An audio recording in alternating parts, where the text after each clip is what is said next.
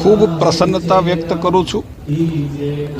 રાષ્ટ્રકવિ ઝવેરચંદ મેઘાણીની પૈતૃક ભૂમિ પવિત્ર ભૂમિ છે।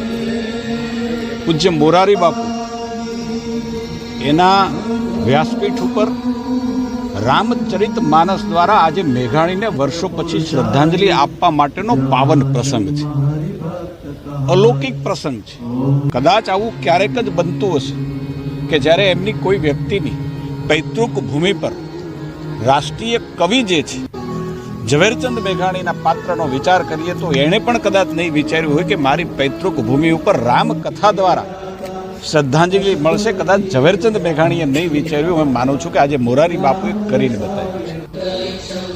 14 રત્નો સમુદ્ર મંથન પછી ઉત્પન્ન થયેલા 14 રત્નોની ગાથા દરેક દિવસે પૂજ્ય બાપુ અહીંયા ગાવાના છે ને એના મારફત ઝવેરચંદ મેઘાણીને એક અલૌકિક શ્રદ્ધાંજલિ આપવાના છે ને એનું સ્મરણ કરવાના છે। હું એમ માનું છું કે સૌરાષ્ટ્રની ભૂમિ એનું સદનસીબ છે કે આવો સુયોગ ઝવેરચંદ મેઘાણીનું નામ પૂજ્ય બાપુની કથા અને એ કથાનું નામ પણ માનસ મેઘાણી।